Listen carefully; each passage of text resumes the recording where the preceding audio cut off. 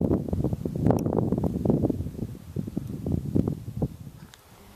ready to start our hiking trip on the Savage Gulf. You can see we're the only ones here, the only people with a permit in this area of the park. So it's going to be quite enjoyable to be the only people out, the only crazy people, they said.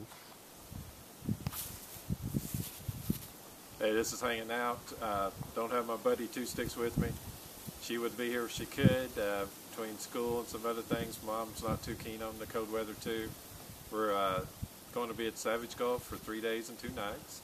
Change of plans. We originally planned to go to the Big South Fork for 4 days, 3 nights, but due to the weather early in the week and the wife not being comfortable driving in snow, we had to kind of change our plans. But we're going to make the best of it. We're going to hike up probably about 5 miles a day, play with a lot of gear. We got some Lee's new top quilts that are, even if I'm her dad, I can say they're totally awesome. But we'll test them. We expect to see some single digits on this trip, and with my buddy Rain, we'll see what we can come up with. Hey, we can't beat this. This is gorgeous. Love it, man. Look at that. That's awesome. It was worth the wait after. Yeah, we're about a couple miles in. We're headed to what they call Dinky Line campsite. Everything's worked really well so far. The layering has worked. Started off a little heavy to be warm, and took some layers off. And we get to camp, we'll talk about some of the things that worked really well for us so far. We've got a couple miles to go. Hey guys, we're getting off the main trail. Looks like we had one person come through here a few days ago, but now we're on the uncharted trail. There's no tracks, no nothing, so it's we're a little bit more focusing on staying on trail and being careful of things below the snow. See Rain in front of us, punching out some fresh snow. Huh? It's kind of nice to be the only one out here, isn't it? Yeah. Somebody must have walked that loop trail, but there ain't nobody been up here. Yeah. Since we were the only car in the parking lot, I'd say we're the only ones in this end of the woods. Yeah, you kind of get a gauge at how deep the snow is. Yeah. It's Rain has us well protected with his hiking staff, with his little secret on the end. We might go pig hunting later. Look at that. That's pretty. A lot of snow. Good snow falling too. Yeah. So peaceful and so quiet.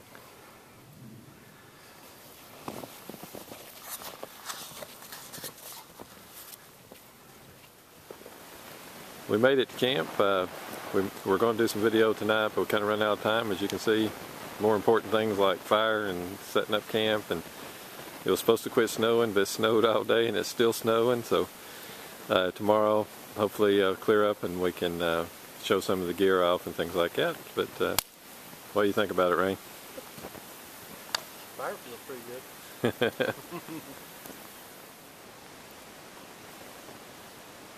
It's morning here in Savage Gulf. It snowed all night. Got up, got a fire started. Going to go up to the falls today. How'd you sleep, Rain? It's pretty warm. I was really impressed. I had too much clothes on, and I'm guessing it was probably in the low teens. Pretty easy. Yeah, I'd say low teens or upper single digits. Yeah. All right. So last night we did a test. We warmed up a couple of bottles of water and we put them in the hammocks with us. Those worked great. They kept us warm for a while, and then our bodies kept the water from freezing. But we also buried a bottle of water into the snow to see if we got it away from the air temperature, that it would stay liquid. So here we go, the moment of truth.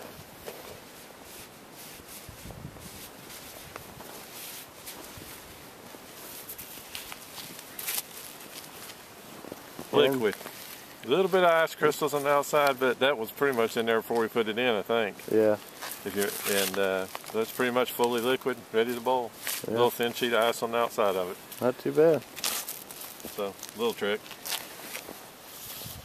Here we got 2 different ways of boiling water and cooking. One's straight on the open fire, and the other is one of the lightest stoves, canister stoves out there right now, the Soto stove that Rain has. It's a good combination. I also have an alcohol and a small wood burner, but putting it directly on the fire is probably the quickest thing this morning. An update on my pack. I changed out the one bag for a modified Alice pack. It's better for this winter loadout. I like the front 3 pockets being available.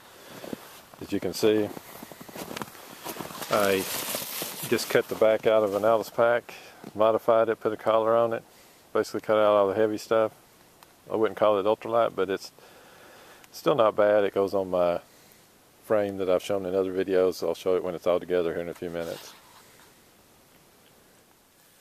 Here's a quick shot of my pack all packed up. You can see how the modified Alice pack goes on the frame, bedroll on the bottom. I love the pockets on the back for this winter stuff. You got gloves. Also, I can pack everything up. Then my hammock and tarp go in some of those outside pockets. It's the whole pack. The belts and straps are heavy, but they can carry a lot of weight. Weighs around 3 pounds. But for winter packing, it's worked out perfect. One of the things I will change, I changed to whoopee slings instead of the strap setup. And the only problem with whoopee slings, sometimes on a short hang like I have here, it's hard to have the room to hang to the tree. So I anticipated that and put a toggle and used the Marlin Spike hitch last night. But all things being said, when I get back home, going straight back to the strap setup, since simple's better, another 6 foot of strap as opposed to whoopee slings. The hassle factor goes away. I can hang the bridge all the way up to the tree almost. So that will be a change I'll make when I go back. I'm going to show you what's the best thing in your first aid kits: duct tape and super glue. I cut my hand on some thorns. The top one wouldn't really take a band-aid good, so we used super glue and a couple pieces of duct tape, and I didn't bleed all over the place the rest of the night. Slept in the bridge last night.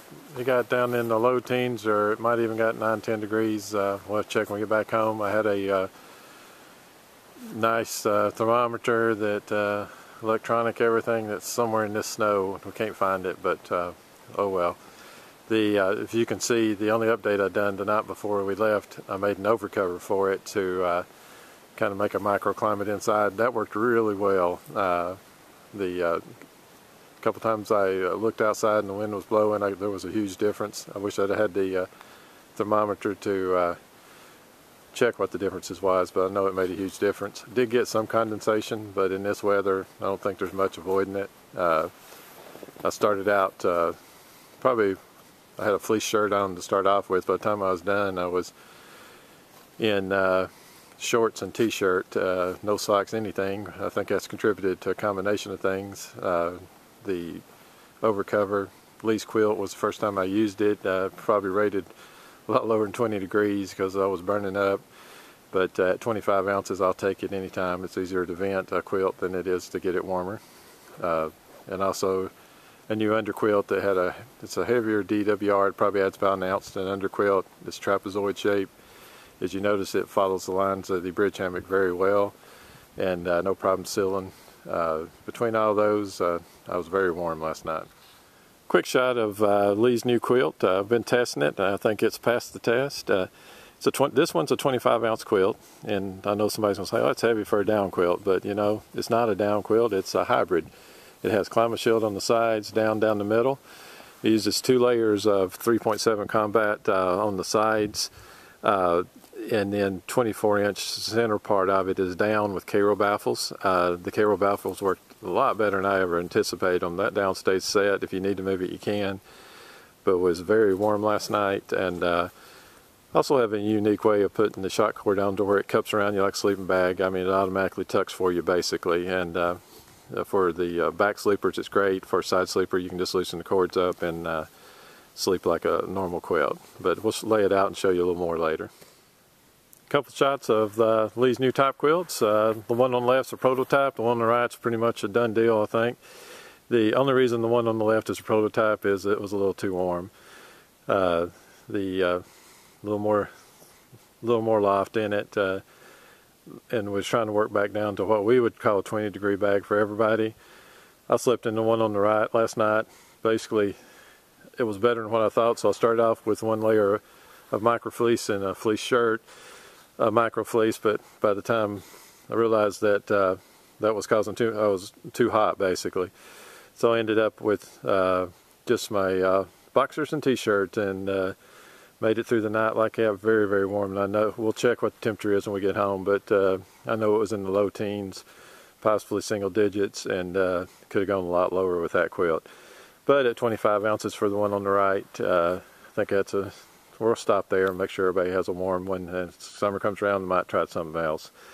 Didn't want to do what everybody else has done with down. There are a lot of great quilt makers out there that make down quilts, and there's a lot of great quilt makers even on our forums that make super light quilts. What we come up with is a hybrid that's going to be for the lightweight hiker, maybe not the ultralight hiker, but guaranteed to be warm. As you can see on the quilt on the left, shows it the best. The green section is the climate-sealed section. That right there, as you're laying up against it, tucks up under you, that sort of thing, doesn't compress as much. It does add some insulation value while you are sleeping with it. Right now they're in the what I call the sleeping bag mode. You also can see the one on the left's a little bit bigger. It's kind of noticeable on the sides. Both of these will fit. The one on the left probably will go 6 foot plus, just a little bit. One on the right's probably for somebody under 6 foot. I'm 5'10", thing fit me perfect. Even have a couple inches to spare. The way we done the foot box that allows a couple inches there. I'm going to turn off and flip them over, and then we'll show it some more. Here are the bags turned over. Basically what you're seeing is the climate shield, the downs on the bottom. You can see the K-row baffle design a little better on this, on the underside, but they're use buttons to button up about 20 inches, and also the shot cord will go, there's 2 pieces of shot cord that will go from around the foot box up around to just around the past the curve of the shoulders, not across the neck. It does that on both sides, and when you're sleeping on your back and you get those tension just right, it basically snaps around your shoulders, tucks in. If you just lift your legs, it automatically pops in, tucks in on the side. It's almost like a sleeping bag in a lot of ways, as long as you have a good underquilt under you. If you roll around a lot in a side sleeper, you can loosen those cords up all the way to just a loose quilt and use it like a regular quilt. We think this is something, I think, that's unique. I haven't seen it on some other quilts, but it's worked really well.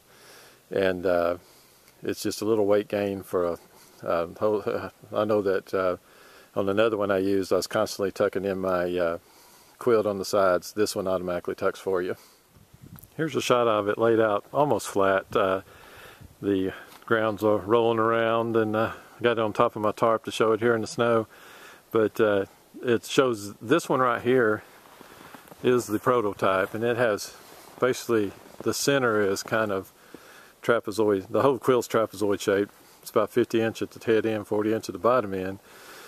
But the center is trapezoid shaped with the K-row baffles, and it has a straight 12 inch of climate shield on the sides. And that rolls under, makes a very warm quilt. Actually too warm for what we were shooting for. Rain is a cold sleeper, so he loved it, picked this one up, and it's worked out really well.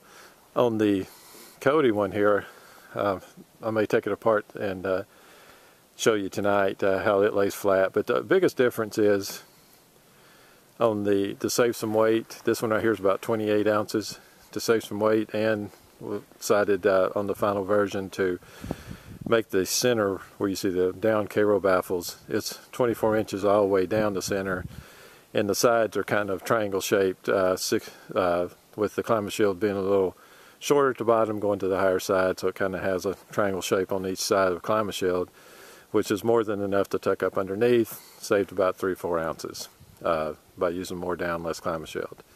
Like I said, this is not for the ultralight hiker. This is more for the everyday hiker that wants a lightweight setup that is very versatile, and I think has some features that for the money it's hard to beat. They hadn't put the final price on them yet, but the price will be good, just like our underquilts.